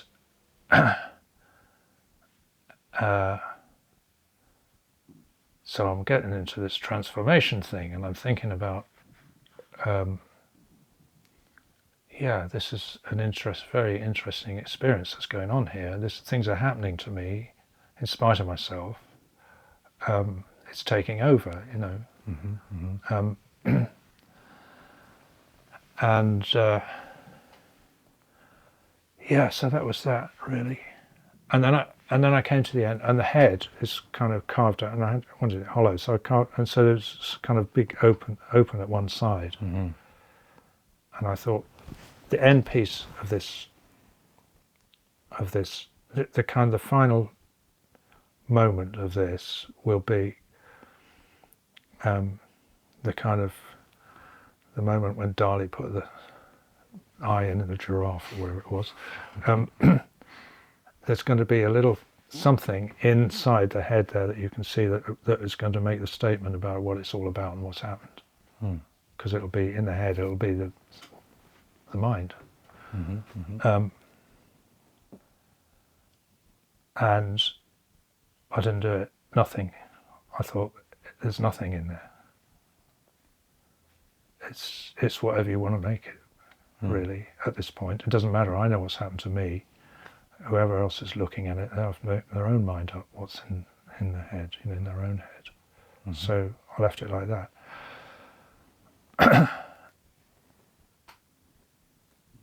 And there was a lot more to it.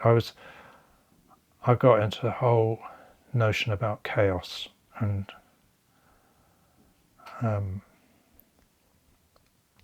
was thinking about how chaos being absolute chaos being kind of infinite possibility, basically.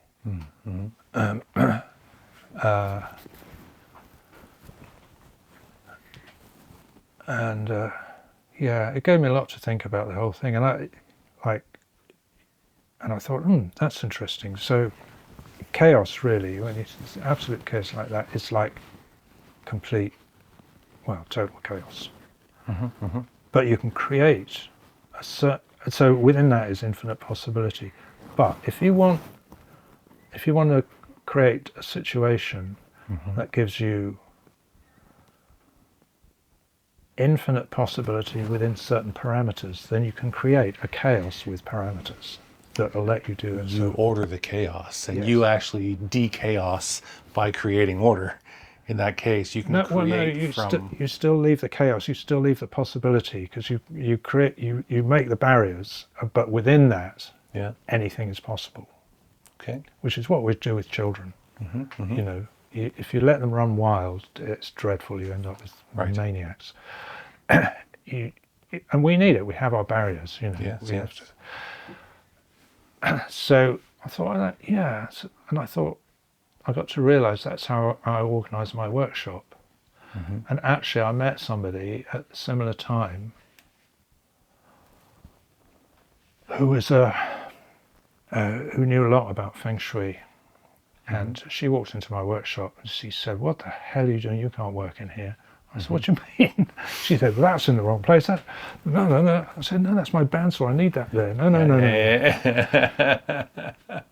She convinced me into, it was a room about twice this size, I guess. Yes. A little bit more, slightly maybe.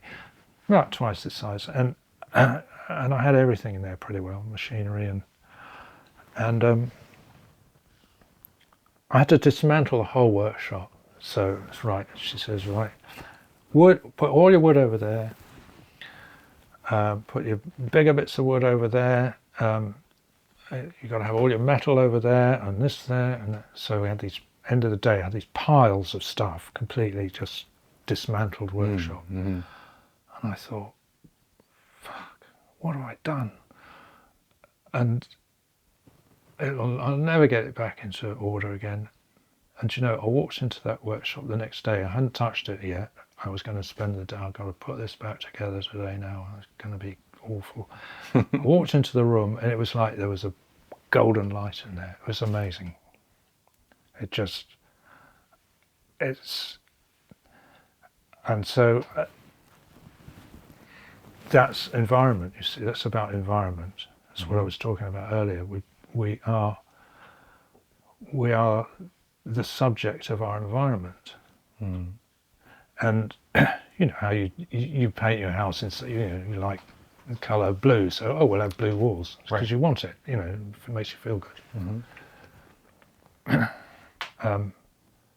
So it's with the feng shui thing, it's the creative cycle. It starts with wood. Water feeds wood. Wood feeds fire. Fire produces. Fire goes to earth. Where comes metal. Yeah. And metal is akin to water.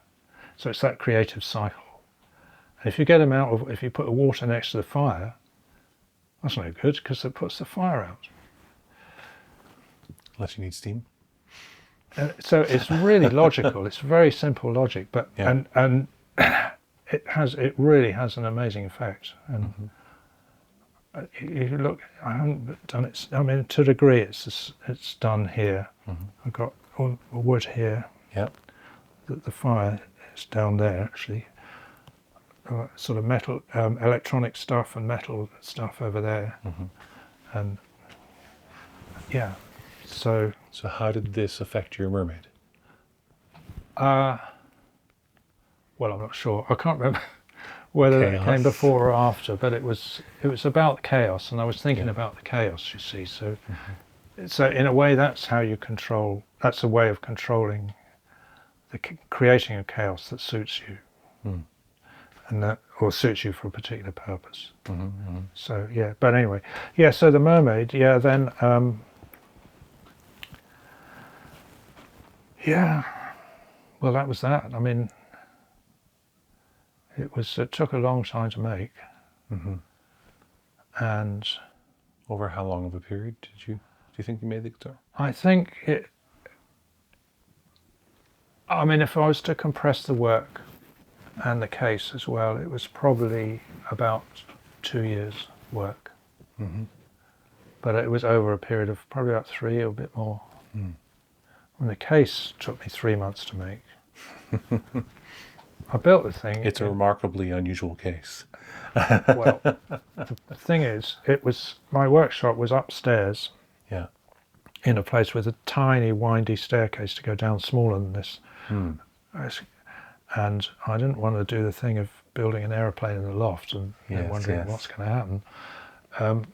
So, and I knew the mermaid could go down the stairs because, like when you've got to get a table out through a door, you put it on its side and you do that. I could do it. So I've got to make the case that's going to fit as like a glove almost, the same shape. So that was a bit of a challenge. It was more difficult to make than the mermaid, actually. Yeah. But it was a very interesting experience to do it. It did a lot. I don't know. It seemed to reveal a lot to me about myself and about life and what goes on. Yeah. It's I love hearing the tale, the things that went through your mind, experiencing it after it was made. I made assumptions about the guitar, the sculpture. I feel awkward every time I call it a guitar. I chastised myself internally both times when I said it in this last minute. Not chastised, but the point is I corrected myself internally. And yeah, but I mean, I did, like I said, I did want it to be an art piece, in other words, non-functional, but actually I wanted it to have integrity in what it was doing. In that case, it had to be had to be potentially functional. Yes. And you can play it. Yes. It's not really practical. What about the bridge, the comb? Where did this, from what I recall, there's a comb in her hand. Oh, the comb. Where did that come from? Oh, that's part of the legend, is that the mermaid will give you a comb. So the mermaid kind of, part of the myth is, or one of the myths, so the mermaid comes and seduces a young man on the seashore, and he goes, but I don't know, I can't go with you, it's just too much. And so she gives him the comb, and she says, well, if you change your mind, ever want to call me, just comb the sea and I'll be there. Okay. I find particularly interesting because I've talked about the mermaid, but I've talked about part of its design and the function and how I experienced it, but I don't think you ever told me this. I've romanticized it a little bit in a way of when I've described interacting with this. I talk about the fact that you didn't fill in the one side of the face, and that you created this hair that's sort of combed over, so you have you don't recognize immediately there's no face there, right? You don't feel like it's incomplete, right? But then the side in which that is, that you have to interact, and there's always references to intimacy with guitar, and this idea that we hold the guitar close to us. But with with this mermaid guitar sculpture, you have to, like, you come up from behind, and anybody who's been intimate with someone else, we do this. We come up from behind them, we put our arms around them. Yeah. And we put our arms around this intimate object, this mermaid, and we wrap our arms around the waist of one side to engage with the strings at her point of the belly, as we do. Exactly. And then you wrap onto the other side. But the part that really becomes so incredibly intimate is the idea that open part of the head, she whispers the music into your ear. Exactly. Yes. Which is just so, I get goosebumps every time I describe it, Andy. It's really remarkable. Yeah. That was, I think, that is the I'm pretty intention. sure that was in my mind, is that this is the monitor. Yeah. And that she would sing Because the it's music hollow to you. all the way up through. Yeah, and there is this seducing sort of legends along with the mermaid or the siren, the sort of variation of the mermaid where they sing to you and they call in the sailors to their death often. Yeah. But this, and the guitar, anybody who has become obsessed about it, we've been seduced by the guitar. Yeah. Oh, yeah. You know, and so the fact that you've synthesized and blended these two sort of icons and concepts and legends, if you will, it's just your craft work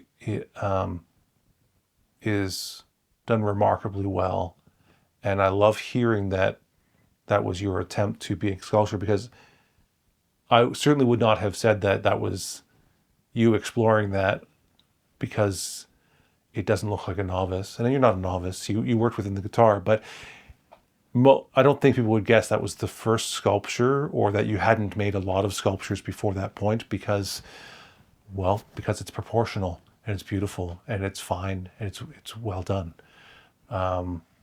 See, it's not. I mean, having got it all together, and of course it's too late by the time you've gone a certain distance. It's like, I really don't like the shape of it. I mean, the like the torso, it's really rigid. There's no dynamic to it. There's no movement to it. And I would like to do it again. I'm not going to. Debbie would kill me. Why? You're retired. You can do what you want now. Yeah, no, I haven't got the strength for this anymore. Yeah. The guitar that guitar there on the bench is, I don't know how many more I'm going to make after that. Mm-hmm. I haven't got the strength I used to have in my arms, or my hands. Mm-hmm. Mm-hmm. I was using, just the other day, I was using the cabinet scraper on that maple, and it's like, this is hurting. And I don't know. I mean, 4 years ago, I had a serious concussion. I fell, and I'll tell you what happened. I got stung by a wasp, one of these Asian invasive wasps. They're very venomous, yes, and aggressive. And I was very lucky. I only got stung by one. Anyway, a bit of a story to that, but I got stung, and then it sort of hurt for a bit, and I thought, oh God, it'll go away, it's a wasp sting. Anyway, about a week later, I came up with a really massive reaction. My chest was completely, looked like a raspberry all over, and really painful, like I wanted to rip my skin off. And I took some antihistamine, and I'd never taken it before, and I didn't know what kind of effect it would have or anything. And I didn't really, I don't know, I thought, well, I'll just try and go to sleep and go to bed, and maybe it'll be better in the morning. And I went to bed, and I woke up shortly after, and it was worse. And I thought, right, I'm going to take another one of these pills. And so I had 2 antihistamines. And I went into the bathroom, which was a ceramic tile floor, and I just keeled over and threw up all over the floor. It was a disgusting mess. But I felt myself going, and I mean, it was right next to the bedroom, and I called out to Debbie. I said, Debbie, I'm not well. And by that time I'd hit the floor, and she came in. anyway, it involved 2 or 3 journeys to the hospital, and they did brain scans, and they said, "Oh, you're all right, you can go home." And anyway, so, and I clearly wasn't, and I kept throwing up and being not well. And anyway, they finally took me in and kept me. This was at the beginning of COVID as well. Yeah. They took me into hospital, and I was in the. You go to the emergency room, and then they kept me there for a bit, and they said, "No, we want to keep an eye on you. You're going to have to stay for a few days because of the sodium-potassium balance. It's wrong, and you can die if that gets out of balance." And they didn't seem too worried about the scar. It was a slight fracture, but anyway. So I was in there for about 3 or 4 days, I think, and then they let me home when they were satisfied with the potassium balance and all that. But for a long time I was really dizzy. I couldn't do anything. Luckily it was May. It was the summer. I spent most of the summer in the hammock. It's kind of chilling, and I had to be really careful just walking about the stairs and things. I was pretty dizzy, wobbly. Yeah.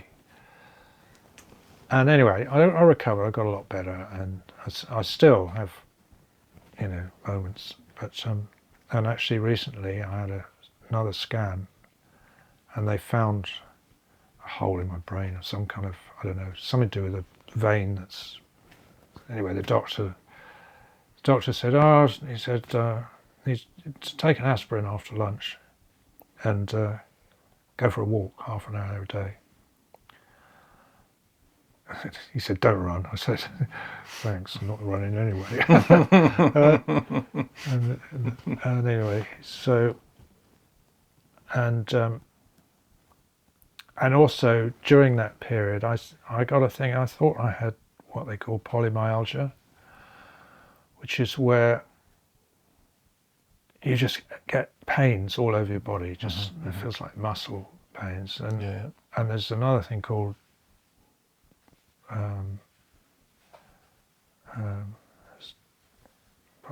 poly something else. I don't know. Anyway, and I had. I was doing things like lots of acupuncture and trying to find remedies and things and this that, and the other, and spending a bloody fortune on all that. And finally, I said, I can't. I just got to try and deal with this. I can't be spending all this money, and I was able to work, but slowly and a bit painfully, and anyway, finally I went to the neurologist in the hospital, and she did various tests and ultrasound tests and everything, and she said, "You definitely haven't got polymyalgia. For that they treat you with steroids, and we're not going to do that." She said, "It's just your age and your work you've done. You're tired." And that was a bit of a relief. It's like, yeah, okay, that's simple. I can deal with that. Yes, I can accept I'm older. Yeah, I haven't got to go on a search for some miracle cure for some some mysterious disease or something. Yeah. So, but yeah, it doesn't get any better, to be honest, Jamie. And so, and it's fine. And sorry, that sounds like a sad tale. It's not at all. It's another transformation. Yeah. I'm really interested in painting now, and colours. I've been going. There's a lot of ochre around here. You just go for a walk out there, and the rocks. It's like sandstone, soft sandstone, beautiful colours, amazing reds and yellows and oranges, and all earthy colours. And so I've been collecting that and studying how to make the paint, which is actually pretty simple. And I want to do it again, basics. When I started guitar making, when I was at the College of Furniture, I think I told you I spent hours in the Victoria and Albert Museum looking at the old stuff. Yes. Well, I'm a strong believer in going to the classic, because you know what works. Yeah. So how did the Renaissance painters do? What do they make their paint from? What do they paint on? Yeah. I don't care about. I don't want to paint like Caravaggio, even if I could. Yes, yes. I'm more interested in abstract painting, but I want to use those techniques, the colours and materials. So yeah, I'm looking into all that, which is good fun, and it doesn't need a lot of muscle strength. And Yes, yeah. something else to do. I shall probably make some more instruments, but I slowly when I feel like it, you know. Yeah. Fair. I mean, I'll be 75 in May. Yeah. May Which what? May the 7th. The 7th. Okay. We'll see you just after that. Yeah, Actually, I'll see you on my birthday. which is May 18th, and the show is the 18th and 19th. Cool. So maybe I'll buy you a birthday drink when I see you there. Thank you. I'll hold you to that. Yeah, actually, my one present I'm getting is I'm going to see Dave Matthews Band. Ah. Not on my birthday, but near enough. Yes, yes. Great. Wait, you're in Italy? Are you going to No, see? yeah, they're playing here. Yeah, okay. Great. I've never seen them play. I love his music. Do you? Yeah. Anyway. Okay. Well, So, Andy, thank you. you're very That's, welcome, Jamie and yeah. Jack, and it's been fun actually. You've been listening to Life with Strings Attached. If today's conversation meant something to you, consider passing it on. These stories find their place through the people who share them. A new episode comes out every Friday, right here, wherever you're listening. I'm Jamie Gale, and thanks for listening to Life with Strings Attached.